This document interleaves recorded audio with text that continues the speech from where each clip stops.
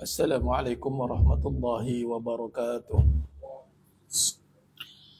Bismillahirrahmanirrahim. Innal hamdalillah nahmaduhu wa nasta'inuhu wa nastaghfiruh. Wa na'udzu billahi min shururi anfusina wa min sayyiati a'malina. May yahdihillahu fala mudilla lahu wa may yudlil fala hadiya lahu. Asyhadu an la ilaha illallah wahdahu la syarika lahu. Wa ashhadu anna Muhammadan abduhu wa rasuluh. Allahumma salli ala sayyidina Muhammad wa ala ali sayyidina Muhammad. Rabbi yasir wa la tu'asir, Rabbi tammim bil khair. Rabbi shrah li sadri wa yassir li amri. Wahlul 'uqdatam min lisani yafqahu qawli. Wa la haula wa la quwwata illa billahil aliyyil azim. Wa la manja minallah illa ilaih, amma ba'du. Ayyuhal mu'minun ittaqullah. Usikum wa iyaya bittaqwallah faqad fazal muttaqun. Sidang jemaah yang dimuliakan Allah Subhanahu wa taala, mudah-mudahan kita semua tergolong dalam golongan hamba-hambanya yang benar-benar bersyukur. Amin ya rabbal alamin. Alhamdulillah, syukur pada Allah Subhanahu wa taala pada petang yang berbahagia ini Allah Subhanahu wa taala merezekikan kita lagi sekali untuk kita duduk dalam suasana ketaatan, yakni duduk dalam majlis ilmu, majlis zikrullah. Untuk Allah berikan kebaikan kepada kita.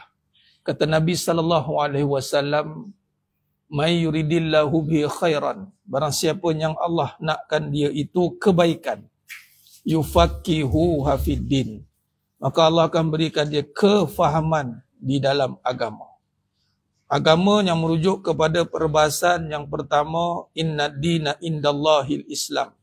Yakni segala permasalahan perkara yang berkaitan atau terkait dengan hal ehwal agama dalam melaksanakan segala yang telah disyariatkan oleh Allah Subhanahu wa taala kepada kita. Dalam cabang perbahasan akidahnya, kita makin faham terhadap perbahasan akidah. Perbahasan tentang syariatnya, dalam bab fikihnya kita makin faham pelaksanaannya, dan dalam bab akhlaknya, yakni tasawuf, kita makin jelas pelaksanaannya. Ketiga-tiga ini adalah perbahasan tentang agama, inna dina indallahil Islam. Adapun ada juga perbahasan yang dipecahkan kepada yang kedua, yakni din, yang merujuk kepada kehidupan, the way of life. Bagaimana kita nak menterjemahkan hidup dengan kefahaman yang sebenar.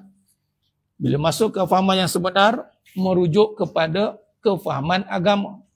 Ini agama yang diredai oleh Allah Subhanahu wa taala, yang mestilah kita jadikan dia sebagai panduan dan pegangan, yang mana mestilah meresapi dalam setiap tindak tanduk kita di dalam kehidupan.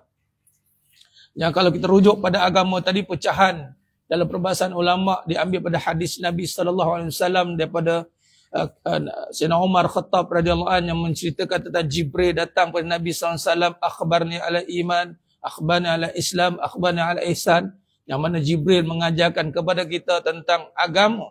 Nabi bagi tahu. Maka dari situ pecah pada tiga bahagian tadi, yang ketiga-tiga bahagian ini menjadi komponen keseluruhan yang mesti ada di dalam kehidupan. Dia tidak boleh dipisahkan. Dia tidak boleh dibincangkan dalam perbahasan, oh ini perbahasan agama, ini bukan kehidupan. Tidak.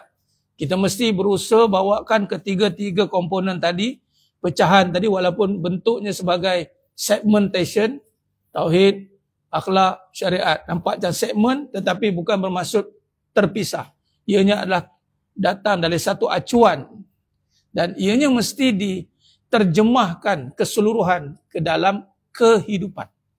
Dipanggil kehidupan beragama. Maka kaedah nak terjemahkan ketiga-tiga perbahasan ini menggunakan kaedah yang kita rujuk kembali kepada perbahasan tujuan Nabi SAW diutuskan. Dalam surah Al-Fat ayat 28. Huwallazi arsala rasulahu bil huda wa dinil haqq liyuzhirahu 'ala dini kulli wa kafa billahi syahida. Di situ Allah menyatakan Allah mengutuskan baginda Nabi Muhammad sallallahu alaihi wasallam. Wallazi arsala rasulahu bil huda wa dinil haqq. Bil huda dengan petunjuk Allah. Jadi hidayah ada petunjuk iman, Islam, dinul haqq, dan membawa agama yang benar. Ya, tujuan Nabi diutuskan adalah membawa kepada petunjuk, membawa manusia daripada kegelapan kepada cahaya. Nazulumati ila nur. Cahaya yang bagaimana? Cahaya yang nak menyuluh kehidupan kita ni. Hidup kita ni, apa hala tuju kita ni? Dari sudut kehidupan, orang cuba berfikir-fikir hidup ni nak buat apa? Untuk apa dan ke mana? Tetapi kalau tidak ada petunjuk Allah Subhanahu wa taala, macam kita nak pergi satu tempat, kita tidak ada direction. Kita tahu mungkin nak pergi ke satu tempat, tapi kita tidak ada huda. Yang ni hidayah dan petunjuk. Dia termasuk sekali petunjuk. Sudah pasti kita tak akan sampai. Saya tidak ditunjukkan tempat surau baru kita sementara ini. Kalau tidak ditunjukkan, saya tahu. Nak pergi ke Perkeso Ampang, saya tahu. Tapi kalau tidak dimaklum, tidak ditunjuk, masuk pintu mana, turun tangga mana, tak sampai kita di sini. Nah, begitu dengan kehidupan. Orang tahu, tahu hidup ni, jangan ceritalah. Aku dah lama hidup. Dah lama hidup. Kau dah lama hidup? Ya mungkin. Tapi tahu ke mana nak pergi? Hidup macam nampak tak boleh pergi, nampak ah? Nak tahu dia boleh pergi tak boleh pergi, cuba tanya hidup dia. Macam mana hidup sekarang? Dia tak kenapa? Tahulah. Ikutlah apa yang ada sekarang. Macam-macam hal. Dia mula cakap. Dia cerita masalah. Dia cerita keadaan. Dia cerita tentang benda. Kalau yang dah menyangka dirinya dah selesai, dia kata, dah tak ada apa nak fikir dah. Kata. Semua dah selesai dah. Anak-anak selesai, rumah habis bayar, kereta habis bayar. Tak ada apa nak fikir dah. Tak ada apa nak fikir dah. Tak ada apa dah. Celik-celik mata, ikutlah pergi mana kedai mana nak makan, makan lah. Boy. Nak pergi mana berjalan-jalan lah. Takkan kita dihidupkan untuk itu je? Cerita bab agama, agama, solat lah. Habis nak syarahkan bab agama, itu saya bukan bina agama. Nampak? Saya bukan mengaji agama, saya pergi Al-Azhar. Jadi itu biarlah alim ulama yang syarahkan, saya tak payah syarah. Tak apa, saya yang wajib-wajib udahlah. Yang fardu ain sudah cukup. Bab agama pun dia kata sebegitu, bab kehidupan lagi lah. Akhirnya, di mana maksud sebenar kehidupan itu tidak tercapai. Walaupun dia boleh berbicara dengan kadar perbincangan, kata hidup kita ni untuk Allah itu, tapi bila reality, in reality, tak cari duduk, reality, katalah hari tak kerja, celik mata pagi tu. Orang kata apa? Hari pertama pencen. Hari pertama pencen. Dia mula kadang-kadang pandang siling. Yang main-main. Kalau biasa pegang kunci, naik motor, kereta, zap, nak pergi. Sekali tempat tu tak pergi dah. Nak buat apa ni? Kena cari something ni. Nanti takut tak boleh nak buat apa. Hati-hati. Adakah hidup kita ni, kerja yang kita buat setiap hari selama 30 tahun, itu je ke? Kalau hilang pekerjaan tu, tu kan ada orang kata blank tu. Ataupun sehingga orang kata apa? Kalau tak kerja seperti ini, tak ada kerja. Bagi contoh, suri rumah lah. Suri rumah tak kerja ke? Dia punya cakap tak kerja tu. Yang sini kau duduk kat rumah, mai, tengok. Tak kerja ke ataupun tak habis-habis kerja? Bahasa tepatnya, tak ada gaji ke? Angkat terang-terang kan senang. Rupanya dia faham kerja bergaji. Kerja dapat duit. Dia ingat dapat duit tu kerja. Yang tak ada duit, itu bukan kerja. Itu pun salah faham yang besar. Salah faham yang besar. Akhirnya, dia anggap hidup ni tak ada kerja lain. Cari duit je. Bila tak ada kena dengan duit, itu bukan satu pekerjaan. Itu salah. Pekerjaan itu merujuk pada perbuatan yang membawa pada manfaat. Apatah lagi kalau kita bawa pada hala tuju. Bawa kepada panduan tadi. Minaz zulumati ila nur. Cahaya. Petunjuk kehidupan. Kemana arah tuju hidup? Hidup kita menuju pada akhirat. Itu hala tuju hidup kita. Hidup menuju pada akhirat. Atau bahasa Melayu hidup menuju pada mati. Yang ini pegangan yang sebenar. Yang sebenarnya apa dia? Hidup akan bertemu mati. Kullu nafsin za'iqatul maut. Hari ini kalau bincang tentang mati, mungkin satu ketika dahulu kita beranggapan bahawa mati ini satu perbincangan yang terpencil lah. Jangan digembar-gemburkan lah. Mati tetap mati. Yang penting hidup kita ni kat dunia ni nak makan apa? Kena orang marah tu. Men, tak semua orang suka dengar pasal mati. Hati-hati sebab nanti terjatuh dalam perbahasan wa karahiyatul maut, benci pada kematian. Itu hubbud dunya. Hati-hati. Tapi semakin hidup ni, bila perkembangan semakin mula datang, jangan terkejut, rupanya orientasi barat pun membawa kepada istilah mati. Itu contoh research, buat search tentang Anthony Robbins. Yang ada satu speaker besar, mereka lah. Mereka kata besar, mereka lah kata. Sebab apa sekali datang puluh-puluh ribu bayar dia. Anthony Robbins. Dia kata apa? Kalau nak berjaya, pastikan buat sesuatu perkara untuk mati, katanya. This is the last chance, katanya. You have no choice. Dia tak ada pilihan. This is the last chance. Buat yang terakhir, mati. Kalau buat yang terakhir, tak ada peluang kedua, you akan buat yang terbaik. Kalau kita kata, kita rasa, kita sangka, alah, lepas ni ada chance lagi, kita akan buat main-main. Nah, kita Islam dah buat dulu dah, zikrul maut, fikir mati. Hidup ni sekali je. Mati tu sekali, hidup kita dua kali. Hidup kat dunia ni sekali ni, kalau ikutkan CP dia, inilah mati yang sekali, lepas ni kita tak mati dah. Tak ada mati dua kali. Mati sekali, hidup dua kali. Dua kali maksudnya, lepas kita mati lepas ni, dihidupkan di hari akhirat, dan hidup selamanya di sama ada syurga atau neraka. Wa na'udzubillah min zalik. Tak ada lagi bertemu mati. Maknanya inilah mati yang sekali je. Gagal mati kali ini, trouble kat sana. You mati dengan mati yang terbaik, you akan sukses kat sana. Jadi kita hidup sebenarnya, kalau ikut pada petunjuk tadi, memang kita nak persiapkan untuk mati. Tapi mati yang bagaimana?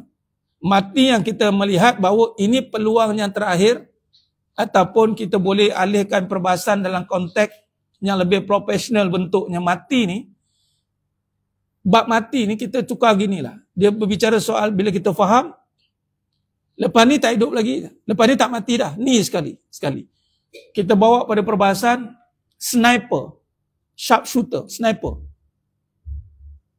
Dia bukan machine gun boleh tembak banyak kali. Itu standard. Tapi kalau sniper ni dia profesional. Sekali itu je, sekali. Jadi bila persiapan untuk mati ada persiapan untuk jadi profesional. Dia tak akan buat dua kali. Orang beriman itu memang persiapan dia sekali buat, perform. Tapi nak dapat perform itu latihan. Practice make perfect lah orang kata kan. Walaupun kita ni takkan sampai perfect pun, tetapi usaha ke arah itu dan Allah sempurnakan. Kita takkan anggap hidup kita ni untuk apa? Main-main, tak ada. Allah pun menyatakan Rabbana ma khalaqta hadza batila subhanaka faqina azabannar. Jadi kat sini jelas bila Nabi SAW diutuskan kepada umat manusia. Tadi beragama dan 4 pecahan 3 tadi, bila mari dalam kehidupan, bagaimana kita nak sinkronisekan dia. Maka kita tengoklah tujuan Nabi diutuskan, ini untuk membawa kepada kehidupan yang benar. Yang sebenarnya, ada perkataan yang sebenarnya. Apa yang kita kena buat dalam hidup ini? Yang sebenarnya. Perkataan sebenar ini mesti dijadikan sebagai poin penting untuk kita gunakan dalam apa jua decision yang kita nak buat.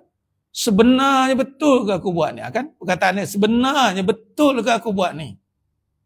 Sebab kalau perkataan betul saja boleh jadi di tempat yang salah. Right or wrong itu boleh dimanipulasikan.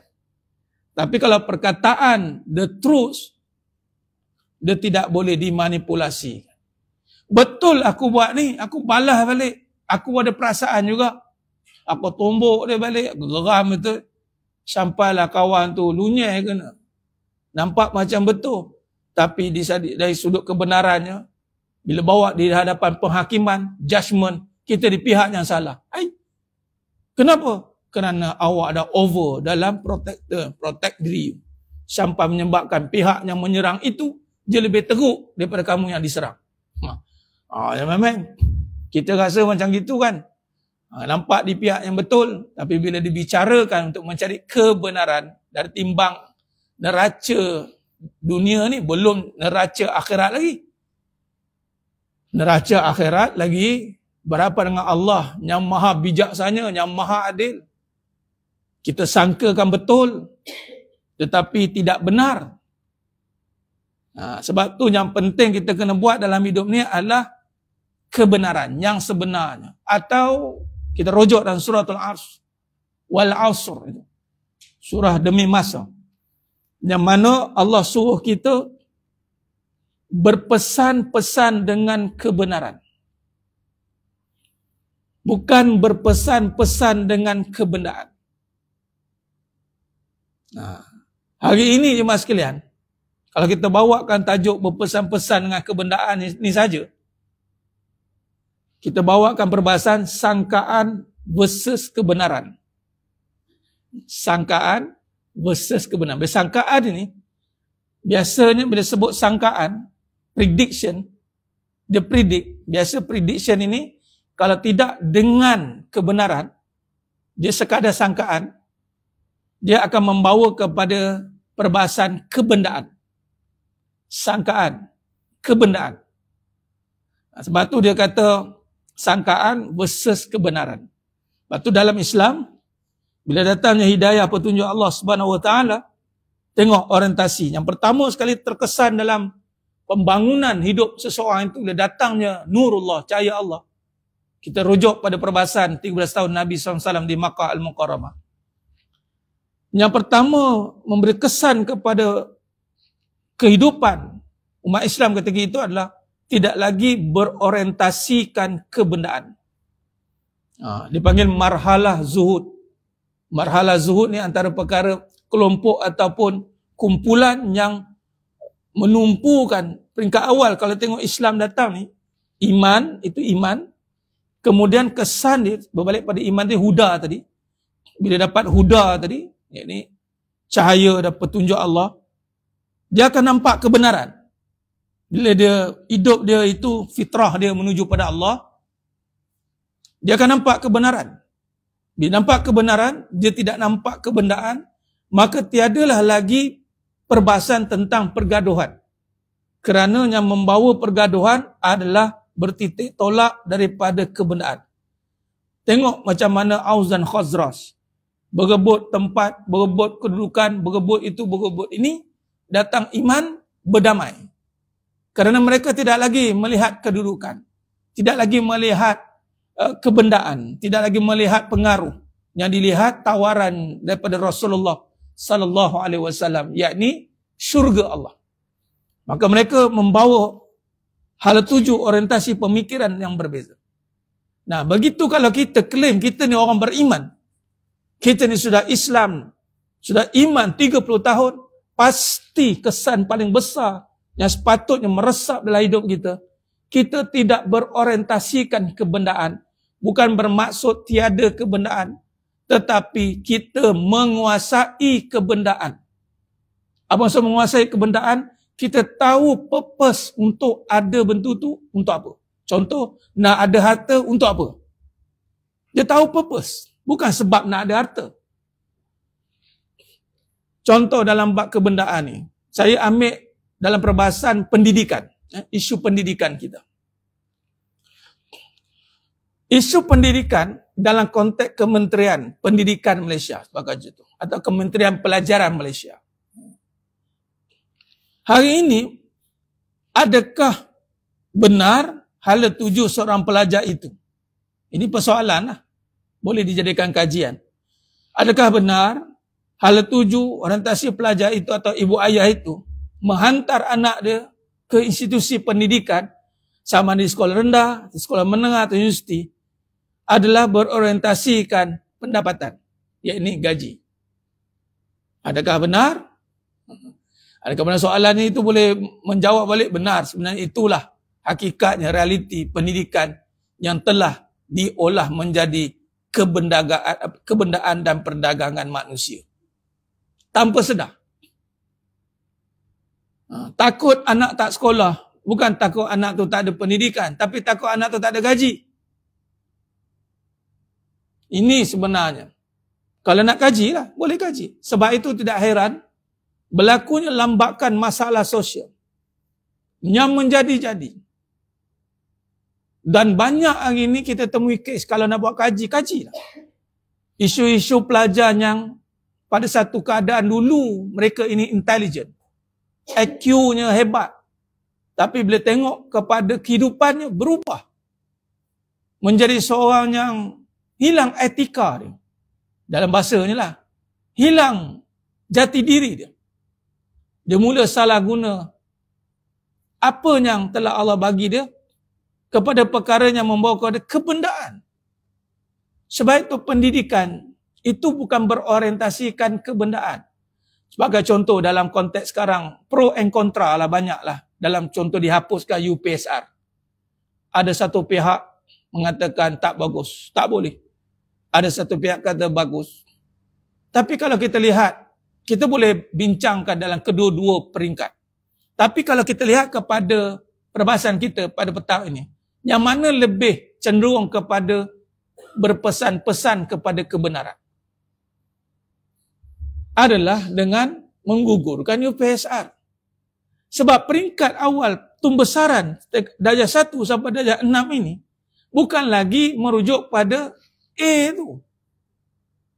Sepatutnya adalah attitude development. Cuma kita tak ada mekanisme itu. Kita baru nak develop mungkin.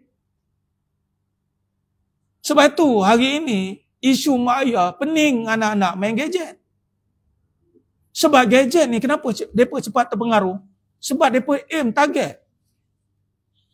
Next stage dapat apa? Cuba kalau game tak ada target. Nak budak-budak ni main.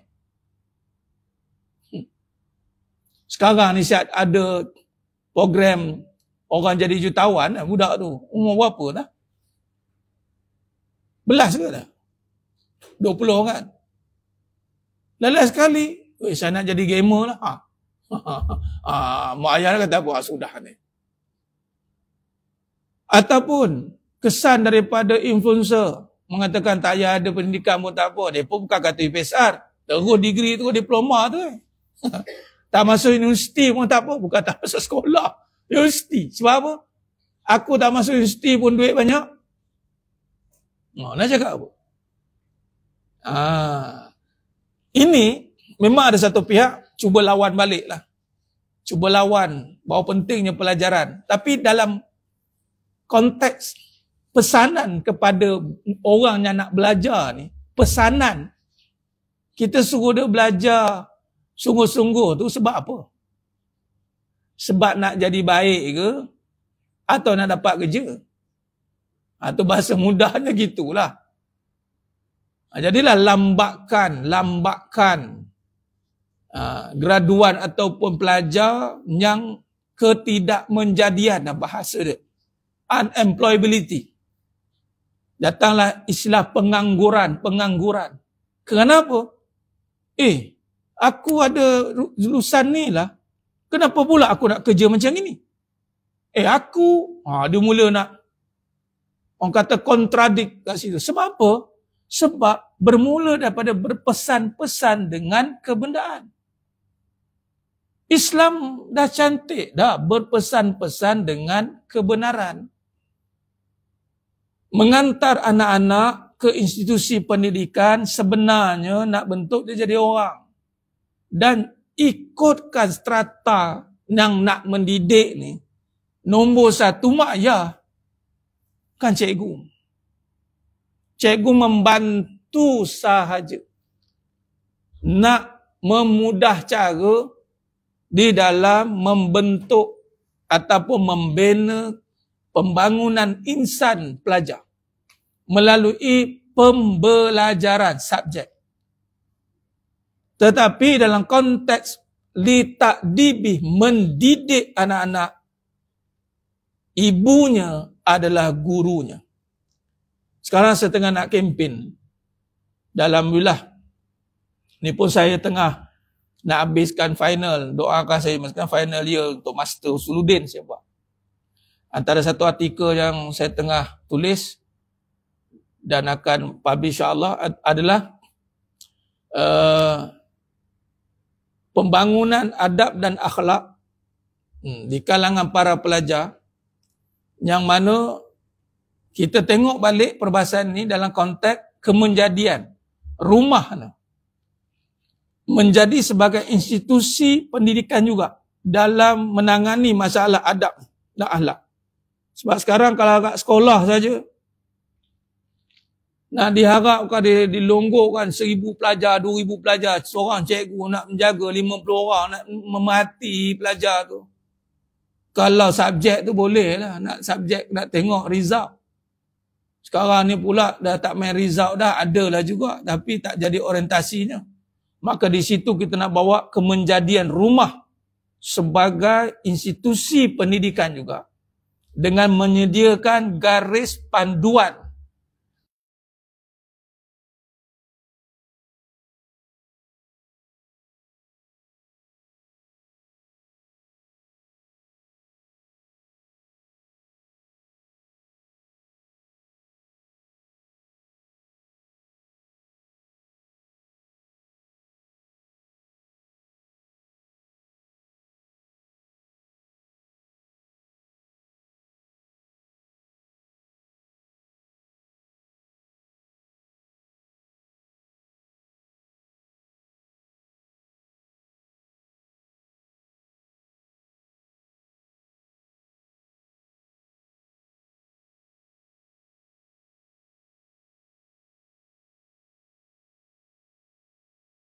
dia tidak yakin mak ayah didik anak.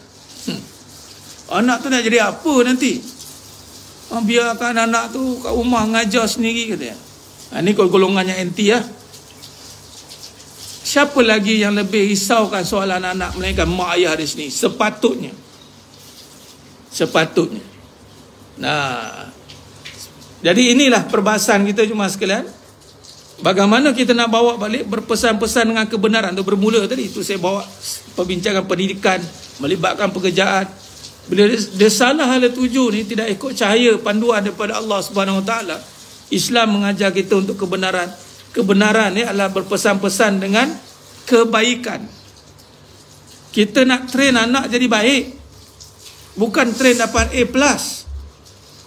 bukan train dapat first result itu buat, ya silakan, tapi nak dapat first tu pun sebab apa? Sebab supaya dapat kedudukan.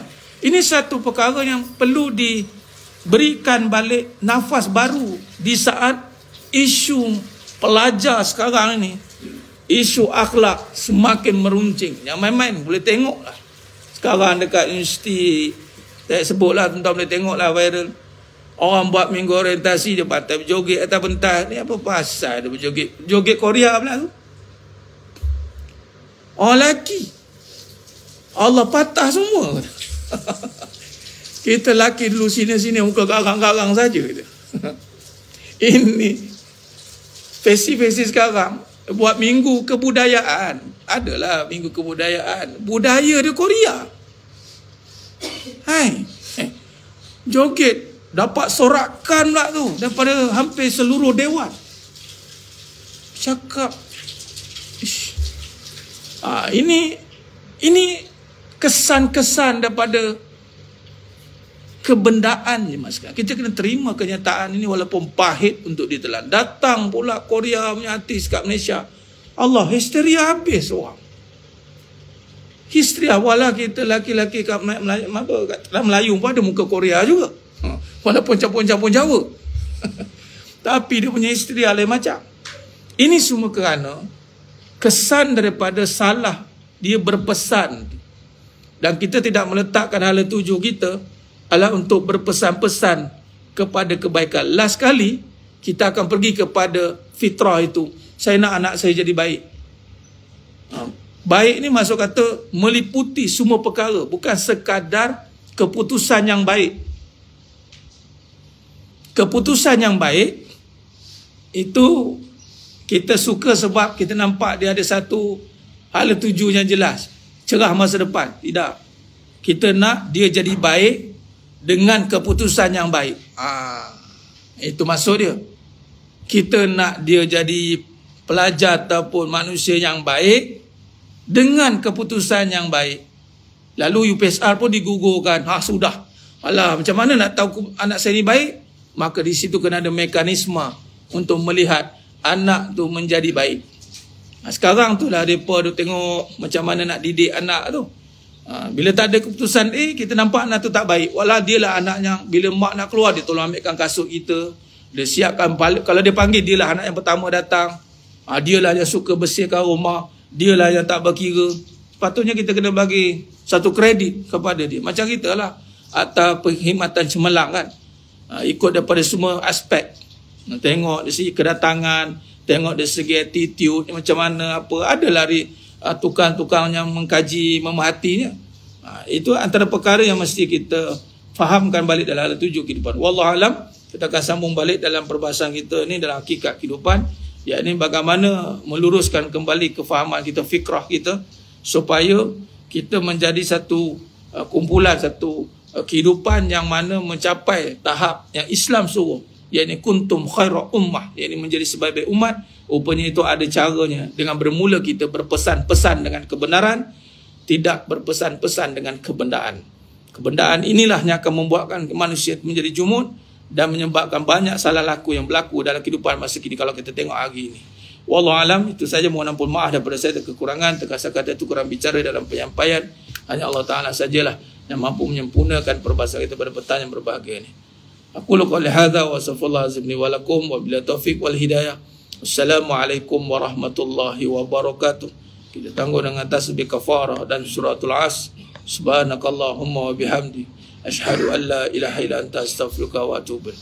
Bismillahirrahmanirrahim. Wal 'asr. Innal insana fi khusr illa alladziina amanu wa amilus solihat wa tawassaw bil haqq wa tawassaw bis sabr. Wallahu a'lam bis shawab.